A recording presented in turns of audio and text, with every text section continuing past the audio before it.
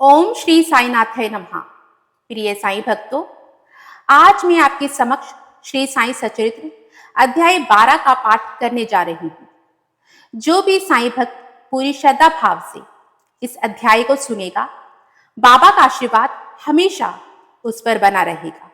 मैं अपने देवा साईनाथ से यही प्रार्थना करती हूँ कि बाबा कृपा दृष्टि बनाए रखना, श्रद्धा की लाज रखना, जाने अनजाने में कोई भूल चूक हो जाए तो बाबा क्षमा करना। अध्याय 12, शिरडी यात्रा और बाबा की आज्ञा अनाज्ञा के दृष्टांत। कोई भी भक्त बाबा की आज्ञा के बिना शिरडी से प्रस्थान नहीं कर सकता था, और यदि कोई ऐसा करता था तो कष्टों को निमंत्रण देता था। परंतु यदि किसी को शिरडी छोड़ने की आज्ञा हुई तो फिर वहां उसका ठहरना भी संभव नहीं होता था। ऐसे कुछ दृष्टांत यहां दिए जा रहे हैं। तात्या कोते। एक बार तात्या कोते पाटिल तांगे में बैठकर कोपर गांव के बाजार की ओर जा रहे थे। वे जल्दी से मस्जिद में आए, बाबा को नमन किया और कहा कि मैं कोपर गांव के बाजार जा रहा हूं। बाबा ने कहा, शीघ्रता ना करो, थोड़ा ठहरो। बाजार जाने का विचार छोड़ दो और गांव के बाहर ना जाओ। उनको उतावला देखकर बाबा ने कहा कि अच्छा, कम से कम श्यामा को तो साथ लेते जाओ। बाबा की आज्ञा की अवहेलना करके उन्होंने तुरंत तांगा आगे बढ़ा दिया। तांगे के दो घोड़ों में से एक घोड़ा, जिसका मूल्य लगभग 300 रुपया था, अति चंचल और दूरगामी था। रास्ते में सावली विहिर गांव पार करने के पश्चात ही वह तेजी से दौड़ने लगा। फलतः अकस्मात ही उसकी कमर में मोच आ गई, वह वहीं गिर पड़ा। यद्यपि तात्या को अधिक चोट तो न आई, परंतु उन्हें बाबा के आदेशों की स्मृति अवश्य हो आई। एक अन्य अवसर पर कोल्हार ग्राम जाते समय भी ऐसा ही हुआ था। फिरंगी। एक बार एक फिरंगी मुंबई के एक यूरोपियन महाशय नाना साहेब चांदोरकर से परिचय पत्र लेकर विशेष कार्य से शिरडी आए। उन्हें एक आलीशान तंबू में ठहराया गया। वे तो बाबा के समक्ष नतमस्तक होकर कर कमलों का चुंबन करना चाहते थे। इसी कारण उन्होंने 3 बार शिरडी की सीढ़ियों पर चढ़ने का प्रयत्न किया, परंतु बाबा ने उन्हें अपने समीप आने ही नहीं दिया।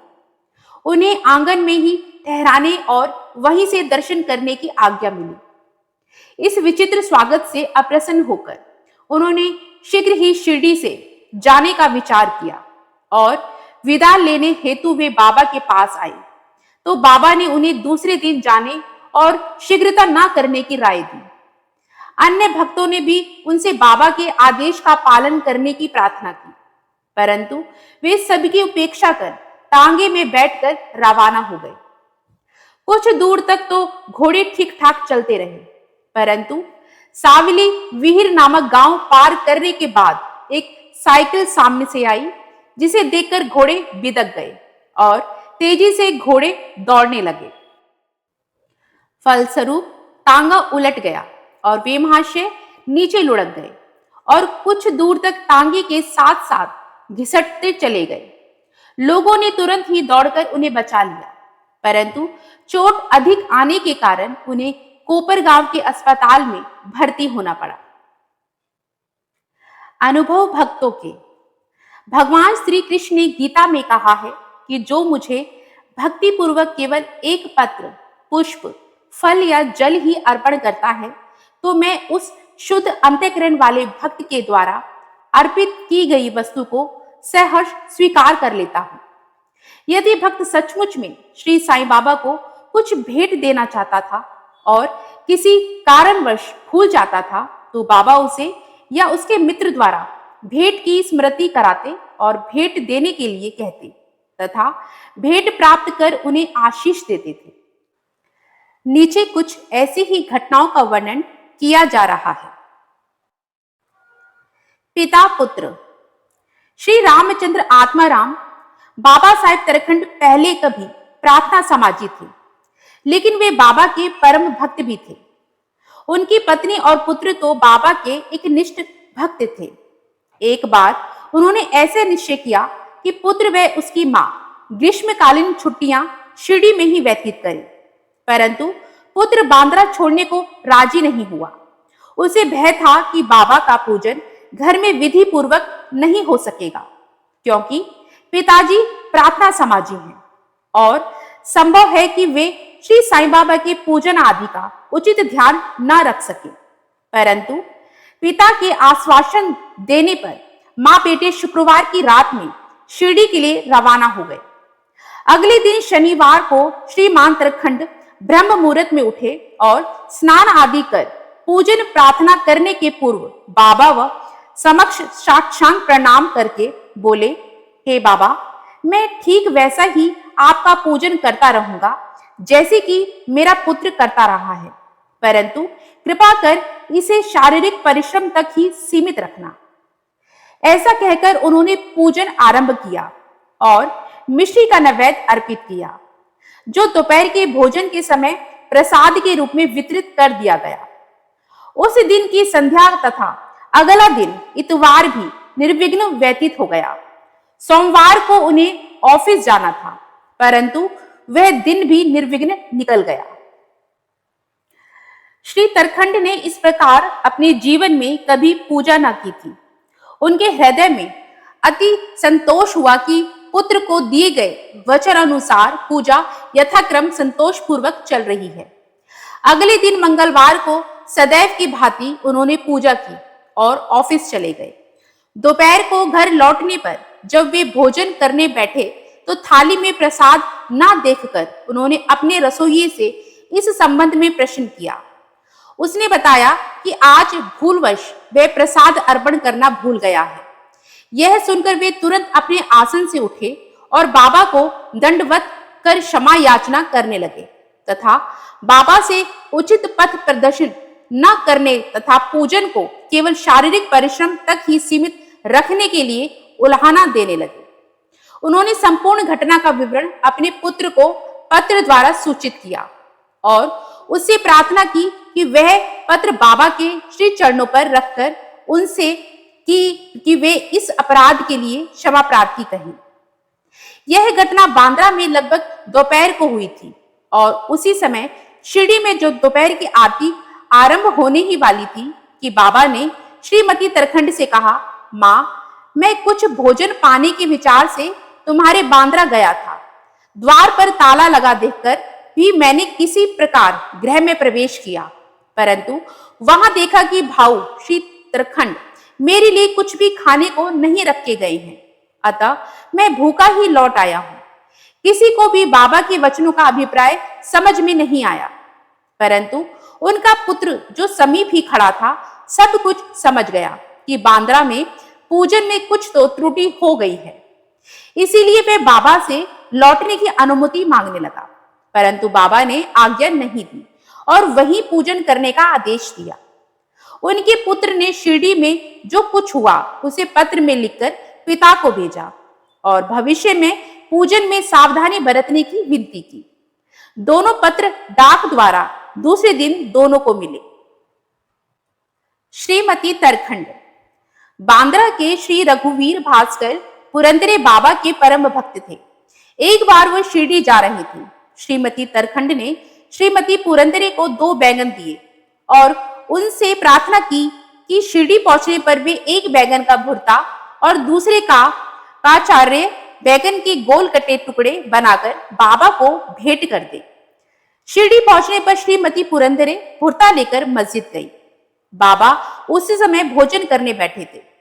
बाबा को वह भुर्ता बड़ा स्वादिष्ट लगा, इस कारण उन्होंने थोड़ा थोड़ा सभी को बांट दिया। इसके पश्चात ही बाबा ने काचार्य लाने को कहा।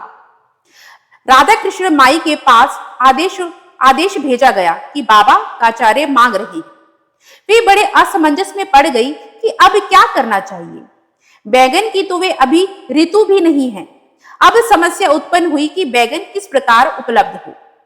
जब इस बात का पता लगाया गया कि भुर्ता लाया कौन था, तब ज्ञात हुआ कि बैगन श्रीमती पुरंदरे लाई थी तथा उन्हें ही काचार्य बनाने का कार्य सौंपा गया था। अब प्रत्येक को बाबा की सर्वज्ञता का महान अचंभा हुआ। गोविंद बालाराम। दिसंबर 1928 में श्री गोविंद बालाराम मानकर शिरडी जाकर वहां अपने पिता की यथेष्टि क्रिया करना चाहते थे।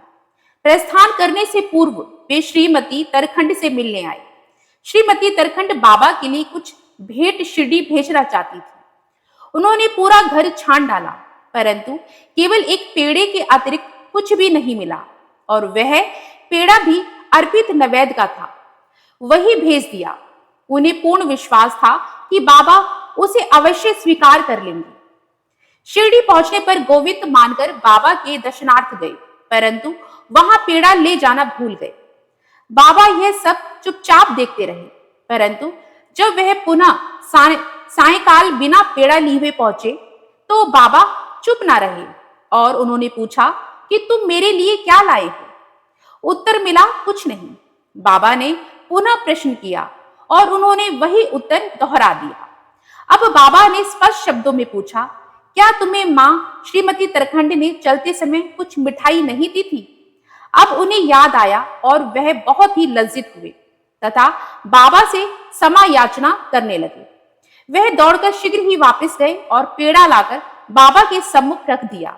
बाबा ने तुरंत ही पेड़ा खा लिया। इस प्रकार श्रीमती तरखंड की भेंट बाबा ने स्वीकार की। बाबा का भोजन और शिक्षा। एक बार श्रीमती तरखंड शिरडी आई हुई थी। दोपहर का भोजन प्राय तैयार हो चुका था और थालियां परोसी ही जा रही थी कि उसी समय वहां एक भूखा कुत्ता आया और भौंकने लगा। श्रीमती तरखंड तुरंत उठी और उन्होंने रोटी का एक टुकड़ा कुत्ते को डाल दिया। कुत्ता बड़ी रुचि के साथ उसे खा गया। संध्या समय जब वे मस्जिद में जाकर बैठी तो बाबा ने उनसे कहा, मां, आज तुमने मुझे बड़े प्रेम से खिलाया। मेरी भूखी आत्मा को बड़ी सांत्वना मिली है। सदैव ऐसे ही करती रहो, तुम्हें कभी न कभी इसका उत्तम फल अवश्य प्राप्त होगा। इस मस्जिद में बैठकर मैं कभी असत्य नहीं बोलूंगा। सदैव मुझ पर ऐसा ही अनुग्रह करती रहो। पहले भूखों को भोजन कराओ, बाद में तुम भोजन किया करो। इसे अच्छी तरह ध्यान में रखो। बाबा के शब्दों का अर्थ उसकी समझ में नहीं आया, इसीलिए उन्होंने प्रश्न किया, भला मैं किस प्रकार भोजन करा सकती हूँ? मैं तो स्वयं दूसरों पर निर्भर हूँ और उन्हें दाम देकर भोजन प्राप्त करती हूँ। बाबा कहने लगे, उस रोटी को ग्रहण कर मेरा हृदय तृप्त हो गया है और अभी तक मुझे डकारें आ रही हैं। भोजन करने से पूर्व तुमने जो कुत्ता देखा था और जिसे तुमने रोटी का टुकड़ा दिया था, वह यथार्थ में मेरा ही स्वरूप था। और इसी प्रकार अन्य प्राणी, बिल्लियां, सुअर, मक्खियां, गाय आदि भी मेरे ही स्वरूप है। मैं ही उनके आकारों में डोल रहा हूं। जो इन सब प्राणियों में मेरा दर्शन करता है वह मुझे अत्यंत प्रिय है। इसीलिए द्वैत या भेदभाव भूलकर तुम मेरी सेवा किया करो। इस अमृत तुल्य उपदेश को ग्रहण कर वे द्रवित हो गई और उनकी आंखों से अश्रुधारा बहने लगी। गला रूक गया और उनके हर्ष का पारावार न रहा। समस्त प्राणियों में ईश्वर दर्शन करो, यही इस अध्याय की शिक्षा है। उपनिषद, गीता और भागवत का यही उपदेश है कि ईशावास्य मिदम सर्वम, सब प्राणियों में ईश्वर का ही वास है। इसका प्रत्यक्ष अनुभव करो।